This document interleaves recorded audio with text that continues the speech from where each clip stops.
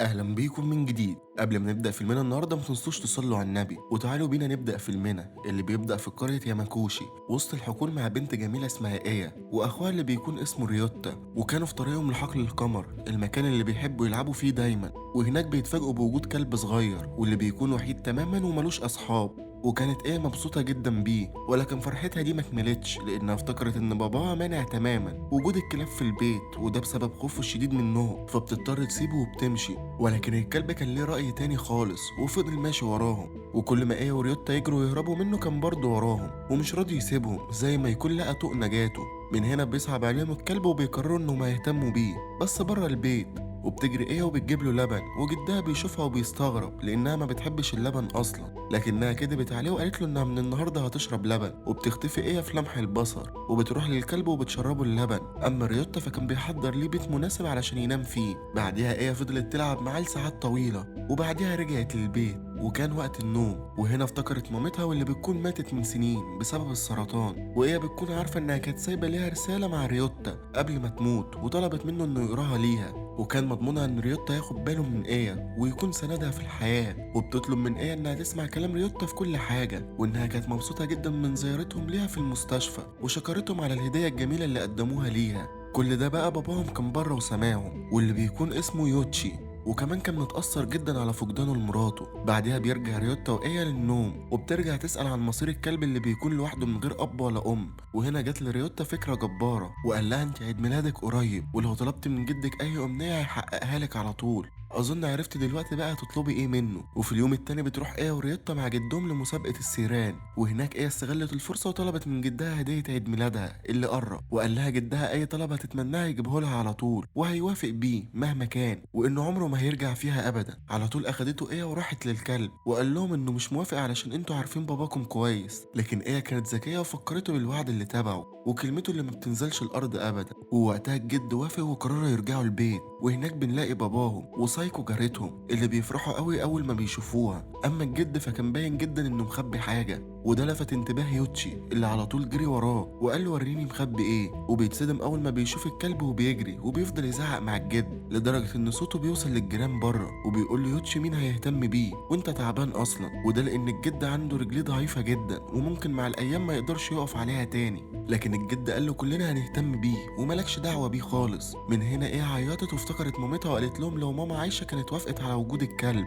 واخدت نفسها ومشيت. وده طبعا اثر في الاب جدا وقال لسايكو انه هيوافق علشان ايه. ولكن للاسف في الوقت ده بيظهر ريوتا ويقول لهم ان ايه مش موجوده في البيت، فالكل بيقلق وبيخرجوا يدوروا عليها وبيقسموا نفسهم في اماكن مختلفه. هنا ريوتا قال لبابا انهم ممكن يلاقوا ايه عند حقل القمر، المكان اللي لقيوا فيه الكلب، وبيطلع كلامه صح وبيلاقوها هناك فعلا وبتكون نايمه جنب الكلب. وكانت حاجه في منتهى البراءه، يعني كده الكلب بيكون جزء من العيله وايه بتسميه ماري، وبيقضوا وقت لطيف مع بعض. حتى باباهم بيتقبله وبيكون كويس معاه. وبعد مرور سنه بيبان ان ماري كبير وخلف كمان 3 ما شاء الله. اما الجد فحالته الصحيه اتدهورت ورجليه ضعفت وما بقاش قادر يمشي عليها، وده اللي خلى ايه وريوتا يدوروا على اي حاجه يقدر الجد يتسند عليها ويتمشى معاهم. وهنا بقى كانت ماري هي اللي توصلت العصايه الصلبه دي وظبطها ريوتا وايه على شكل هديه وقدموها للجد اللي كان وقتها اصلا بيدور على دار لرعايه المسنين علشان ما كانش عايز يبقى تقيل عليهم في مرضه.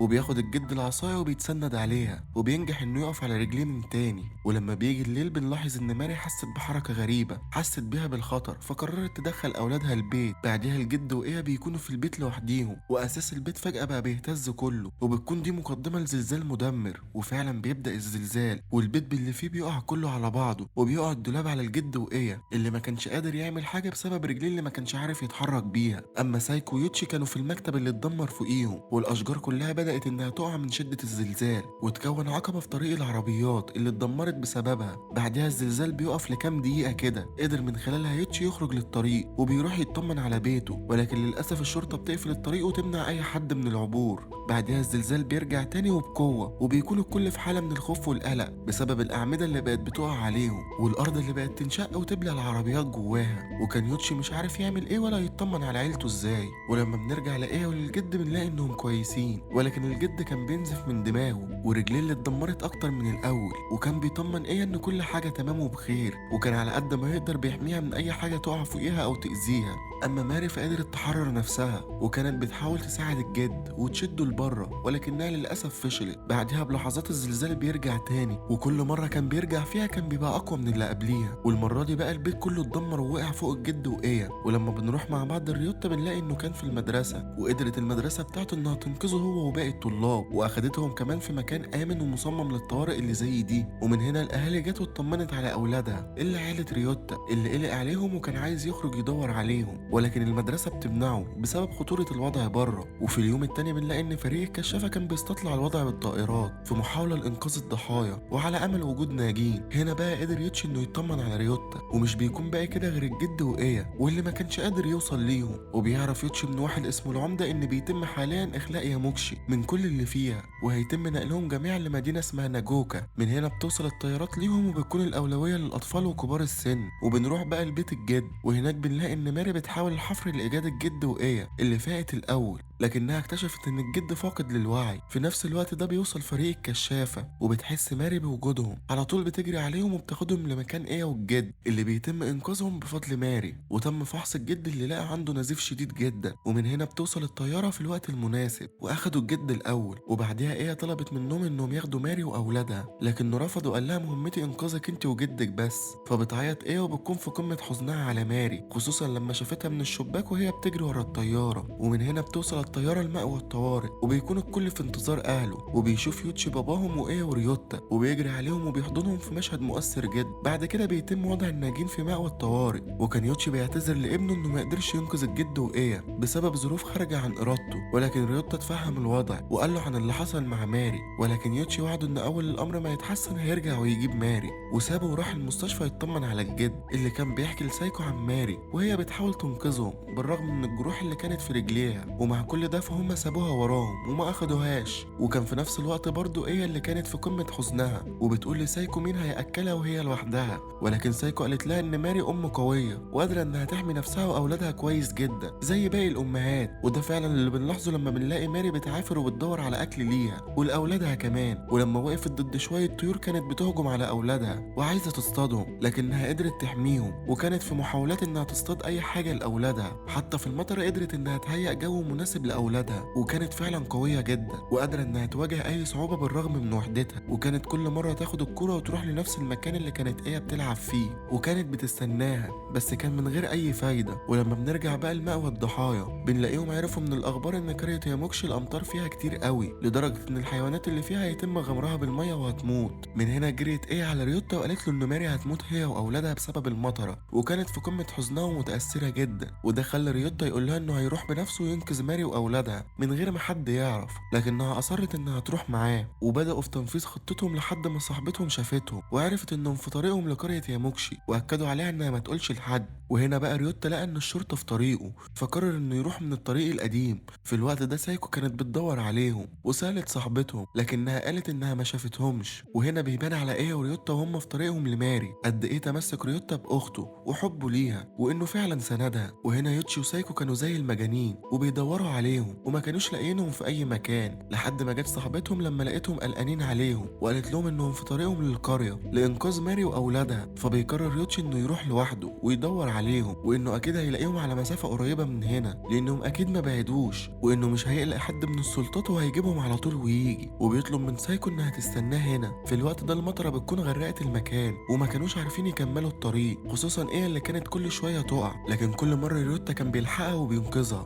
ولما لقى ان رجلها مجروحه قرر انه يشيلها علشان ما تتألمش. وبعد صعوبات كتير واجهتهم قرروا انهم ياخدوا استراحه. وهنا البروده اشتدت عليهم وايه فقدت كل طاقتها وتعبت جدا، واكتشف ريوتا ان حرارتها عاليه جدا وما كانش عارف يعمل ايه ولا يتصرف ازاي. مش بس كده، ده كمان كان في زلزال ضرب المكان في الوقت اللي كانت ماري واولادها على الجسر اللي وقع بيهم في الميه، لكنها قدرت تنقذ اولادها واحد ورا التاني وتطلع بيهم لبر الامان. من هنا وصل يوتشي اللي لقى شراب بنته اللي كان مليان بالدم، اتوتر جدا وفضل يصرخ باسمائهم وما بقاش عارف يعمل ايه لانهم اكيد دلوقتي في خطر، وبكده بيكون الموضوع خرج عن السيطرة. يوتشي وعيلته اكيد محتاجين للمساعدة، وده بقى اللي سايكو عملته لما العمدة سألها عن يوتشي والاولاد وما قدرتش انها تخبي عنه وقالت له على اللي حصل. وفي الوقت ده يوتشي لقى في طريقه اوضة صغيرة، ولما فتحها لقى اولاده اللي كانوا متبهدلين اخر بهدلة، وكانت ايه خلاص في عز تعبها ودرجة حرارتها بقت عالية قوي. اخدها يوتشي ولسه هيمشي، ولكن ريوتا قال له انه هيكمل طريقه في محاولة منه انه يلاقي ماري وينقذها،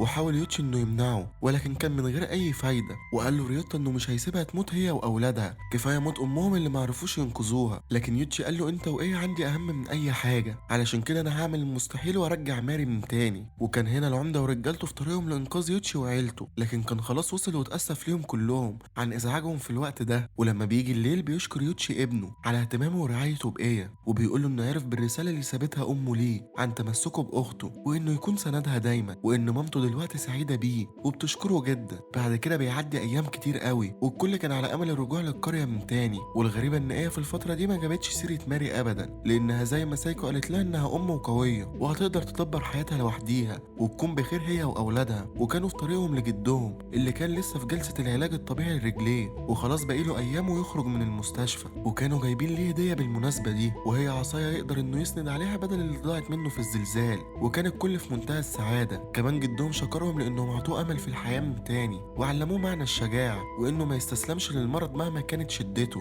من هنا بقى جت الطيارة وقررت انها تاخد من كل عيلة عضو يمثلها في الطمئنان على بيوتهم. وكانت المفاجأة لما واحد من فريق الكشافة طلب من ايه انها تروح معاهم، وكمان اخدوا ريوتا معاهم، وده لان واحد من عيلة تانية اتنازل ليه عن دوره، وده كله علشان يديهم فرصة يطمنوا فيها عن ماري ويدوروا عليها. والكل بيركب الطيارة وبيوصلوا على طول للقرية، وفريق الكشافة بيقول لهم ان كل الحكاية ساعتين بس وهنتقابل بعديها. وقتها بتشكر ايه الظابط اللي سمح ليها تيجي وتطمن على ماري، وجريت ايه على البيت وفضلت تنده على ماري وتدور عليها في كل مكان. بس كل ده كان من غير اي فايدة، وفشلت في انها تلاقيها. بس لما شغلت دماغها شوية قالت انها ممكن تكون في حقل القمر، المكان اللي كانوا بيروحوا هما الاتنين يلعبوا فيه هناك. وبتجري ايه والكل بيكون وراها، لكنها برضو مش بتلاقيها بعد ما ندهت عليها كتير وقالت ان اكيد حصل ليها حاجة، وفضلت تعيط كتير وكانت في قمة حزنها عليها. ولكن فجأة بيظهر اولاد ماري وما بتكونش ايه مصدقة نفسها، وبتكون سعيدة جدا انهم بخير وما حصل لهمش اي حاجة. ولكن ماري نفسها ما ظهرتش، وكان الكل في حالة من التوتر، يا ترى راحت فين ولا ايه اللي حصل لها. ولكنها هي كمان بتظهر فجأة وبتجري على ايه، والاتنين بيحضنوا بعض في مشهد مؤثر جدا. حتى ماري كمان كانت بتعيط، وكانوا مبسوطين جدا ان ماري قدرت تحافظ على نفسها وعلى اولادها، وعرفوا قد ايه هي قوية زي باقي الامهات. وبعد مرور ساعتين بقى بيرجعوا للطيارة اللي بتوديهم لمكانهم من تاني، وبيكون الجد متشوق جدا لمقابلة ماري وكان بيتمنى انهم يلاقوها، والكل بيكون مستنيها. واول ما شافوها كانوا في قمة سعادتهم، وقرر يوتشي انه يتجوز سايكو. وبعد مرور سنة تم بناء بيوت ليهم من تاني وتعميرها، والكل بيكون عنده البيت الخاص بيه، وبيبدأوا حياة جديدة سعيدة مليانة بالامل. وحبينا نوصل لكم ان لازم يكون عندنا رحمة، مش شرط بس بالانسان، لا كمان بالحيوان، لان ساعات كتير الحيوانات بتكون احن علينا من البشر. وقبل ما تقفلوا الفيلم ما تنسوش تشتركوا في القناة وتفعلوا زر الجرس علشان يوصل لكم كل جديد. وكمان ما تنسوش تعملوا فولو لصفحة ملخصاتية الحدوتة علشان توصل لكم أجدد الملخصات بصوتي وكمان بصوت كل الملخصاتية. كان معاكم العبد لله أحمد فاروق، أشوفكم الفيلم الجاي، سلام.